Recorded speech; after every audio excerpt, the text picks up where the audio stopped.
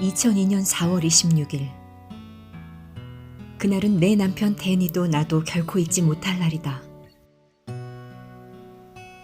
데니와 나는 마치 죽음의 집으로 들어가듯 내키지 않는 걸음으로 진료실로 들어갔다. 두려움이 엄습했다.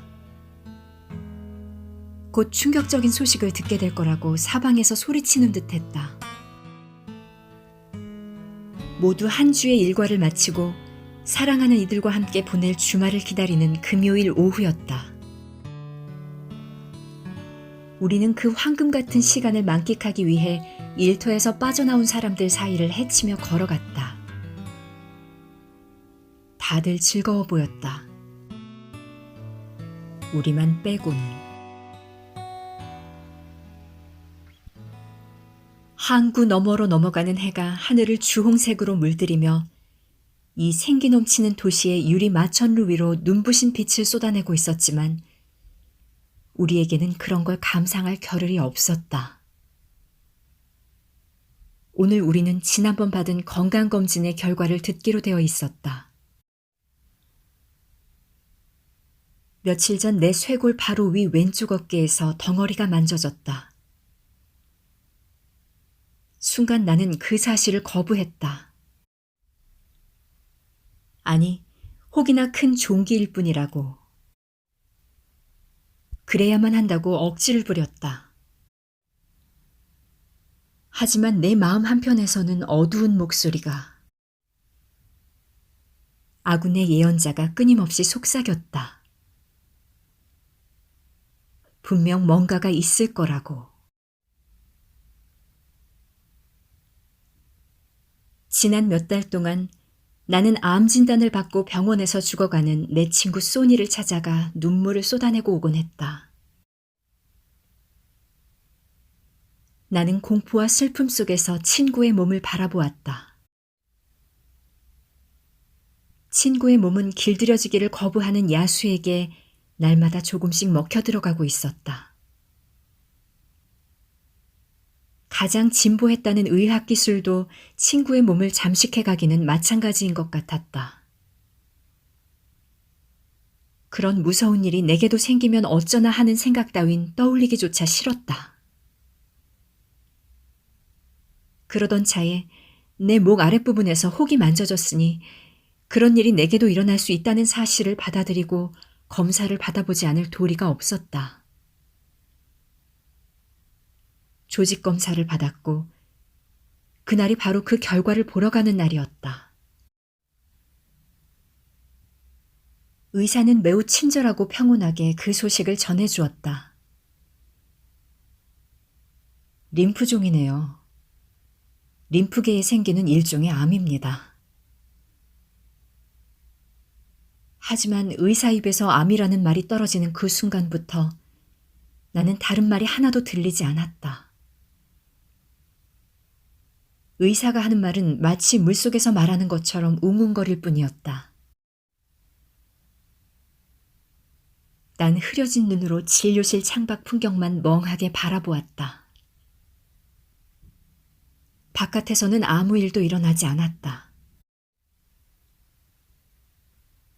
해는 천천히 항구 너머로 사라지며 하루의 마감을 알리고 있었고 마천루들은 은은하게 주황색, 갈색의 빛을 내뿜고 있었다. 사람들은 웃고 떠들면서 행복한 금요일 저녁을 만끽하러 어디론가 향하고 있었다. 하지만 내 몸 안에서 무슨 일이 일어나고 있는지 알게 된 순간 내게 세상은 전혀 다른 것이 되었다.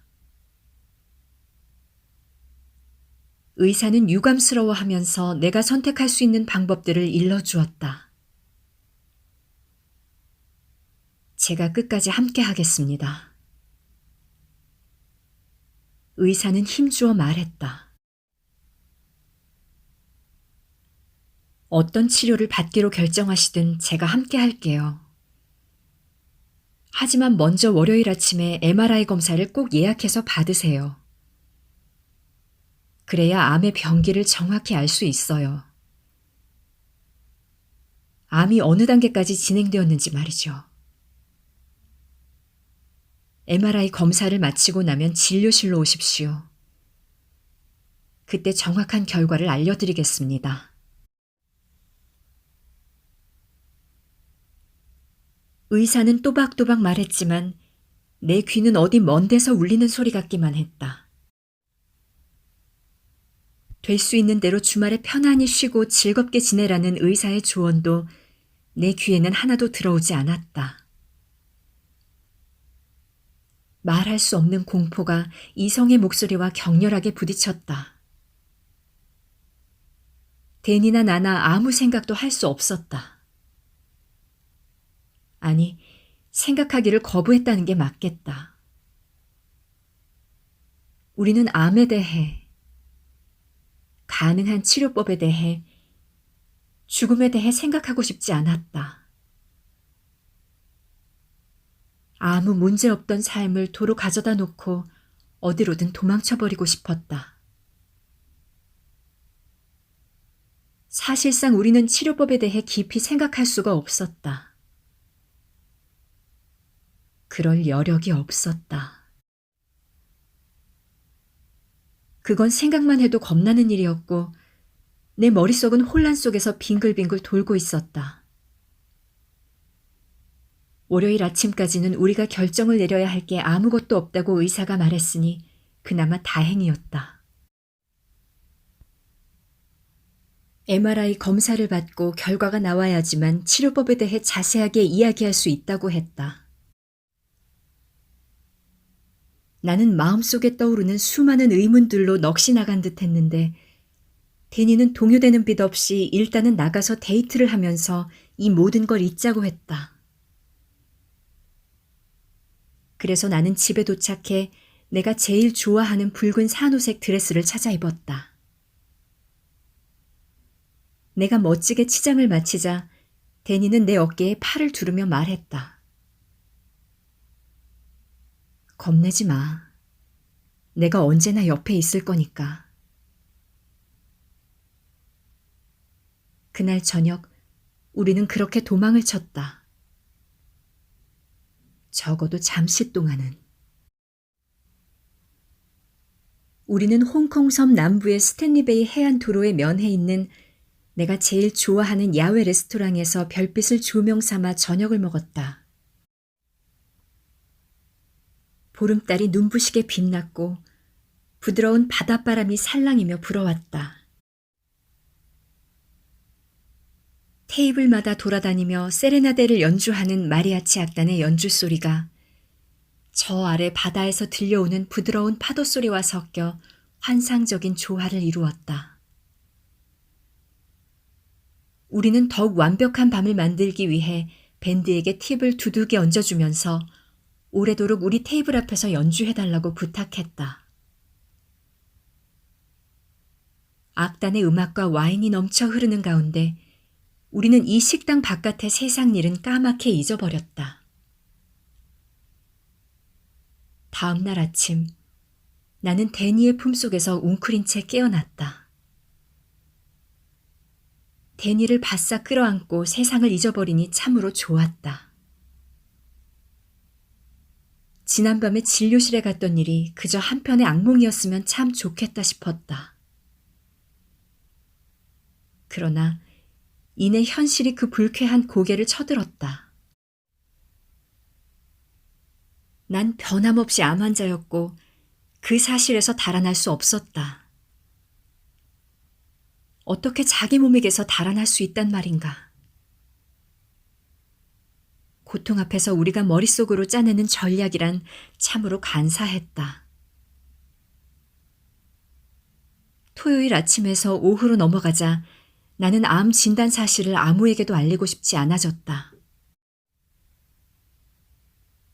아무도 모른다면 이런저런 대처를 할 일도 없을 것이다. 내 몸에서는 안 될지 몰라도 내 머릿속에서는 도피가 가능할 것 같았다. 가족들에게 알려야 해. 데니가 이성적으로 말했다. 알아. 하지만 그러면 일이 엄청나게 커질 거야. 식구들한테 알리기 전에 평화롭고 한적하게 하루만 더 보내면 안 될까? 나는 협상을 하고 싶었다. 하지만 그날 오후 엄마가 조직검사 결과에 대해 왜 말이 없냐고 전화로 물어왔다. 데니가 엄마에게 암 소식을 전했고 엄마는 그 길로 홍콩행 비행기표를 예약했다. 오빠도 전화를 해 나를 보러 이리로 오기로 했다고 했다. 식구들이 모든 걸 너무 심각하게 받아들이지 않았으면 싶었다. 이렇게 일이 커지는 것은 정말이지 원치 않았다. 이렇게 되니 내 상황이 더욱 실감이 났다. 식구들의 애정어린 반응을 대하자 괴물 같은 현실을 직면하지 않을 수 없었다. 암 진단을 받았다는 사실을 피해갈 방법은 어디에도 없었다. 데니와 나는 월요일에 다시 병원에 갔다. 이번에는 가능한 치료법을 놓고 자세히 이야기하기 위해서였다. 의사가 친절한 얼굴로 좀 전에 마친 MRI 검사 결과를 살펴보고 있었다. 2A 단계네요. 의사가 부드럽게 말했다. 그게 무슨 뜻인가요? 데니가 물었다. 그러니까 암세포가 가슴과 팔 아래 부위로 퍼졌지만 하체까지는 침투하지 않았다는 말입니다. 의사의 목소리는 침착했다. 이제 환자분에게 가능한 치료법을 살펴볼까요? 제가 보기에는 항암 치료와 방사선 치료를 병행하는 것이 좋겠습니다.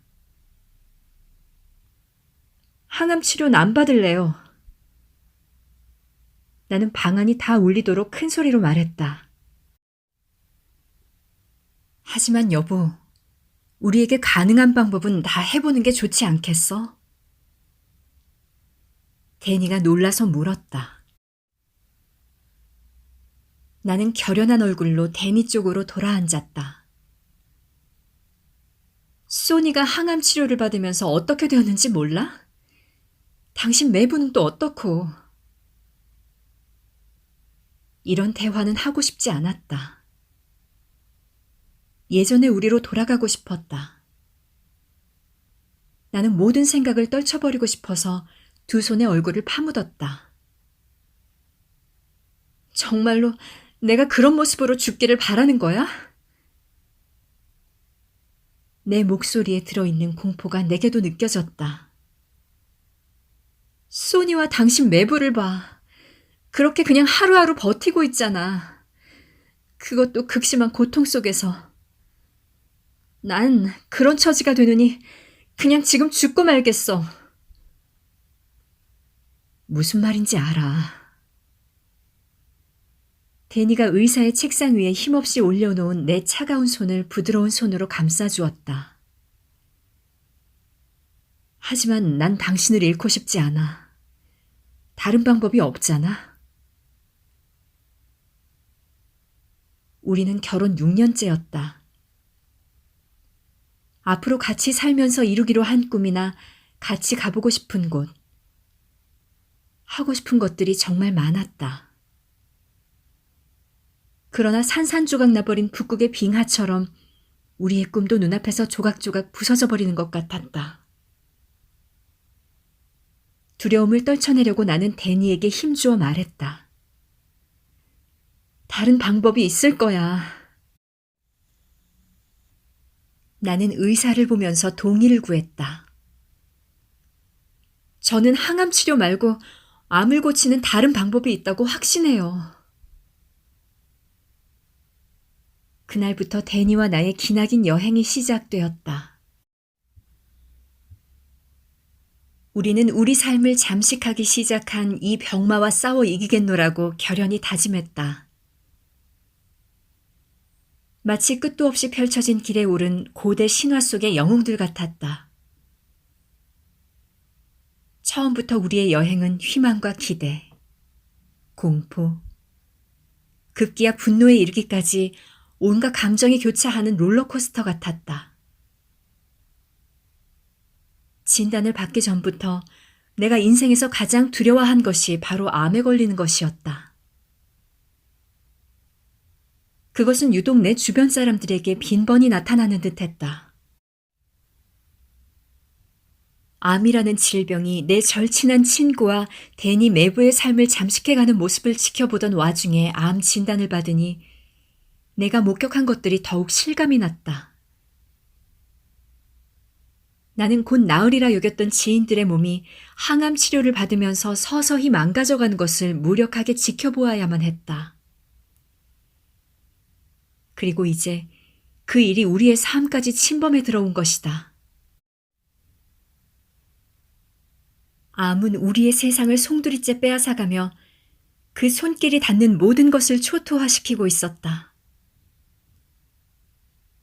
병상에 있는 사랑하는 이들을 생각하니 걷잡을 수 없는 분노와 공포가 몰려왔다. 암에 대한 두려움은 이제 나를 단단히 붙들고 놔주지 않을 기세였다. 거세게 휘두르는 그 주먹질에 나는 속수무책으로 나가 떨어졌다. 항암 치료의 결과를 잘 알기에 두려움은 더 크게 나를 엄습했다. 내 온몸의 근육이 단단히 보호 자세를 취하고는 생명을 꽉 움켜쥐고 있는 것 같았다. 진단을 받기 전 몇 달 동안 나는 소니의 건강이 급속하게 나빠지는 것을 지켜보았다. 그동안 나는 놀러 다니거나 즐겁게 지낼 때에도 늘 기분이 좋지 않았다. 친구가 병상에서 그토록 고통스러워하는데 나만 신나게 산다는 게 좀 잘못된 것 같았다. 소니의 건강이 계속 악화되자 나는 삶에서 즐거움을 누리기가 더욱 어려워졌고 죄책감에서 벗어날 수가 없었다. 그리고 그 암이라는 병이 이제 나에게 닥치자 하루가 다르게 병들어가는 친구를 바라보기가 더 어려워졌고 친구와 같이 보내는 시간도 점점 줄어들었다. 소니를 보면 긍정적이거나 낙천적인 태도를 취할 수가 없었다. 소니뿐 아니라 내 자신의 상태에 대해서도 이는 마찬가지였다. 급기야 우리 둘이 전처럼 같이 있는 것이 서로에게 도움이 되지 않는다는 생각까지 들었다. 친구의 몸이 암으로 어떻게 변해가는지 지켜본다는 것은 정말 두려운 일이었고 항암 치료의 결과를 눈으로 확인하는 것도 무서웠다. 똑같은 운명이 내 앞에도 펼쳐져 있을지 모른다는 생각에 겁이 덜컥 나며 마음이 약해졌다. 나로서는 감당하기에 너무 벅찬 일이었다. 소니의 동생에게 전화를 받은 날, 그러니까 내 가장 가까운 친구의 힘겨운 싸움이 끝났다는 전화를 받은 날, 나는 그만 무너져 내리고 말았다. 울음이 터져 나왔다. 결국 소니가 우리 곁을 떠난 것이었다. 슬픔을 가눌 수 없었고 소니가 더 이상 곁에 없다는 사실에 너무 가슴이 아팠지만 그래도 친구가 이제 더는 아프지 않을 테니 마음 한편에서는 위안이 되기도 했다. 소니의 장례식은 영원히 잊을 수 없을 기억으로 내 가슴속에 새겨졌다. 사랑하는 딸을 잃은 소니 부모님의 허탈한 얼굴, 사랑하는 동생을 잃은 오빠와 사랑하는 언니를 잃은 동생의 충격에 빠진 얼굴, 상실감에 빠진 소니 남편의 무력한 모습 등이 지금도 눈에 선하다. 하지만 무엇보다도 잊히지 않는 것은 눈물로 얼룩진 순진무구한 아이들의 얼굴이었다. 엄마가 누운 관이 화장터의 불길 속으로 들어갈 때 공포에 휩싸이던 그 얼굴들. 그 기억은 마지막 날까지 내 머릿속에 남아있을 것 같았다. 그리고 그날부터 내 현실에 대한 복잡 다단한 감정에는 분노라는 것까지 더해졌다. 설상가상으로 소니의 장례식이 있은 지 얼마 뒤 데니의 매부 역시 병마와의 싸움을 마쳤다는 소식을 들었다. 그 역시 젊디 젊은 아내와 어린 두 아이들을 두고 떠났다. 나는 삶이라는 이 잔인한 농담에 분노가 일었다. 이것이 다 무엇을 뜻하는지 도무지 납득할 수 없었다. 마치 짧은 생을 살다가 고통에서 뭔가를 배우고 이제 드디어 뭐가 뭔지 알 때가 되자 나무 상자 안에 담겨 불구덩이 속으로 던져지는 것. 그게 바로 인생인 것 같았다. 그런 순간이 그토록 빨리 와서는 안 되는 것이었다. 모든 것이 무의미해 보였다. 아무런 뜻도 없었다. 나는 그때도 여전히 통원 치료를 받으러 병원에 다녔지만 병원에 갈 때마다 나는 될 수 있는 한 빨리 거기서 나와 집으로 가고 싶었다. 그곳은 차갑고 냉랭하고 암울했다. 거기 있으면 이미 아픈 것보다도 더 아플 것 같았다. 그래서 우리는 낮 동안 집에서 나를 돌봐줄 간호사를 따로 고용했다. 엄마와 데니는 내 곁에서 한시도 떠나지 않았다. 데니는 나와 함께 밤을 꼬박 새곤 했다. 그는 내가 숨을 잘 쉬고 있는지 계속 확인하면서 만에 하나 내가 마지막 숨을 쉴 경우를 대비해 늘 곁에 있었다. 나는 기침을 하느라 잠을 이루지 못하는 밤이 많았기 때문에 데니가 옆에서 위안을 주는 게 얼마나 고마웠는지 모른다. 그러나 그가 얼마나 고통스러운지 잘 알고 있었기 때문에 그런 상황이 지속되는 게 몹시 힘들었다. 그 와중에도 나는 겉으로는 씩씩한 모습을 보이면서 모두에게 아프지 않다고, 훨씬 좋아졌다고 애써 강조하곤 했다. 속으로는 전혀 그렇지 않으면서도 말이다. 나는 또 비통해하는 엄마의 마음도 알고 있었다. 자식이 자기보다 앞서가는 걸 가만히 지켜볼 수 있는 엄마는 없을 것이다. 하물며 자식이 서서히 고통스럽게 쓰러져가는 걸 봐야 하는 그 심정은 어떠하랴.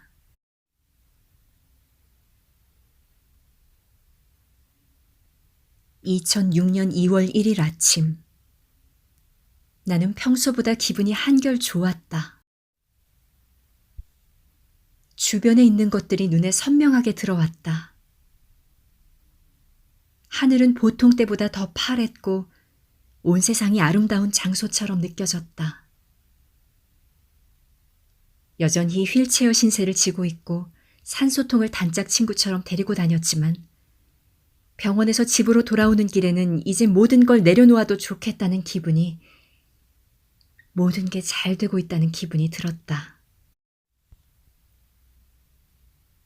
내가 없어도 세상이 멈추진 않을 거야.